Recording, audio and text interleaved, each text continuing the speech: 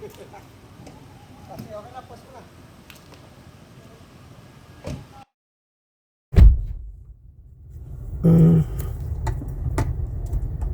Sige, mag-ilaw muna tayo. Ilawan natin.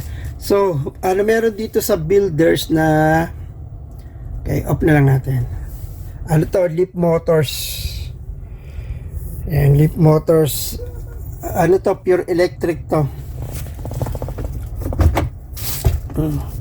Yan. Dandan bumababa para siyang may assist. Or hydraulic. Hindi man siguro. Ayan o. May ilaw siya. Tapos, ito yung ilaw niya medyo yan, dipindot doon. Yan, doon mo po ipindutin. Tapos magkakaroon.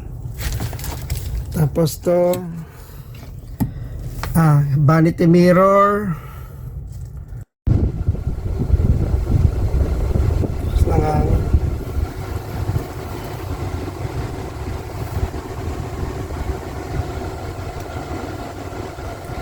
Fresh.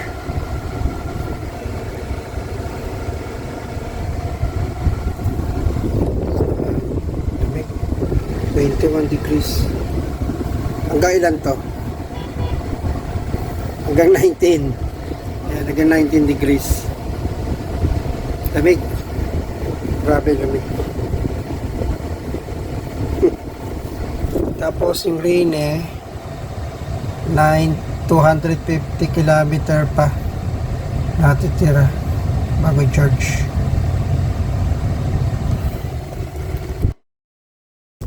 Tapos ito maganda naman. Ayan. Ang kulay niya, kulay siya na brown Okay. Tapos yung aircon niya malamig. Pero napansin ko sa music niya, tinesting namin. Medyo hindi siya crispy. Okay lang, normal lang na normal lang na aircon. Ayan, Chinese yung nakasulat. Pero sabi niya sa akin, napapalitan naman daw yan. At pagkano. And then, ito palang Leap Motors ito. Mama, anin ko kung anong model.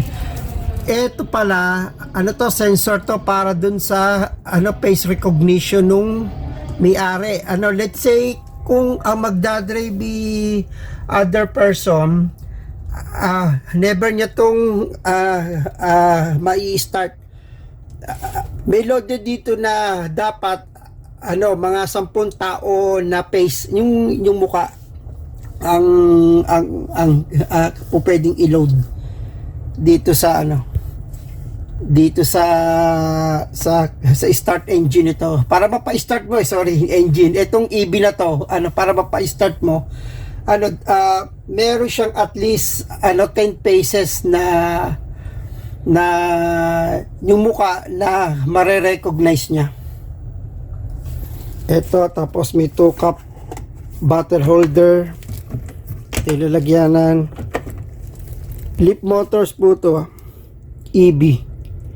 Ayan.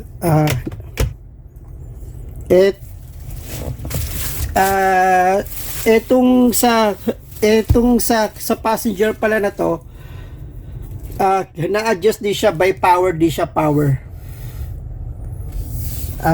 Yung driver at saka yung sa passenger, pwede siyang yung sa seat adjustment siya pwede na power. Yan, power na pala siya yung sa seat adjustment. Ito, tapos ito yung pakita ko na ho sa inyo. Yung sa power steering niya sobrang gag. Tignan niyo pa yung daliri ko. Ito, lambot to. Diba? Super lambot. Ito pa gagamitin ko. Yung hinlileta. Napakalambot. Leap Motors.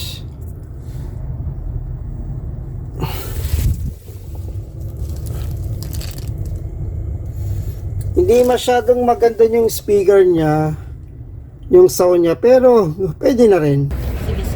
Okay.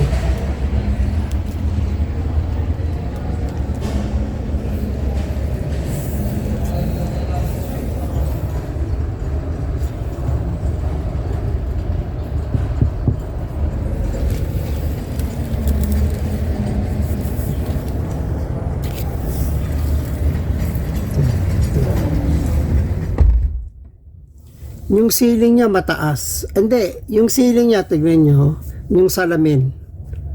O, di ba? Ceiling na to. Passenger seat. Hindi siya speaker, meron din siya ditong, at saka napansin ko dito sa flooring niya, since nandito yung battery niya, ang taas yung niya, flooring niya. Yung flooring pala mataas. So, kung ikaw ay sasakay, ito yung seating ko. Ito yung seating ko na position ng driving. Ang luwag pa.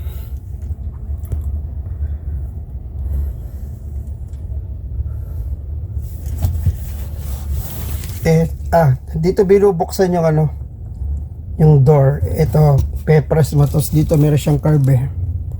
Ito, nasa niya. May curve siya, curve. Pipindutin mo lang to. Ito yung flooring niya. Ito yung flooring. Ang taas ng flooring niya, hindi siya malalim. At saka dire-diretso. Malakas din yung aircon. Pure EV. Ang taas ng yung Kisame, tignan nyo.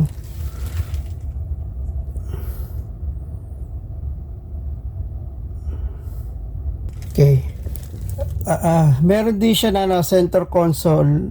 Sorry, armrest, pero hindi natin bubuksan, naka-plastic eh. Mapupwersa. Pero meron siyang center armrest. And then may tatlong headrest. Isa, dalawa, tatlo. May headrest siya. May headrest sa gitna. So 3-seater. Yung magsisit sa gitna, okay lang siya, diretso lang. Ayan. Yung uupo sa gitna, okay lang, not bad.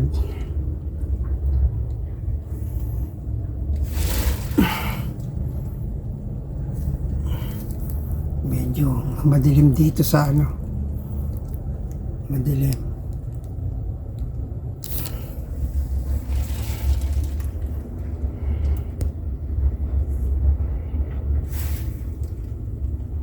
I'm 5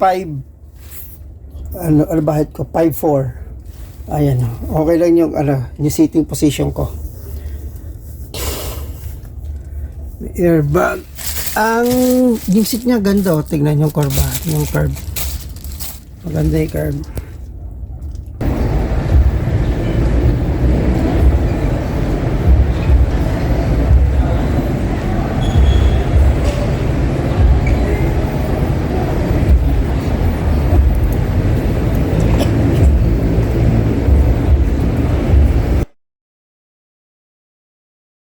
Sige, okay lang, sige, papakita ko yung misis mo.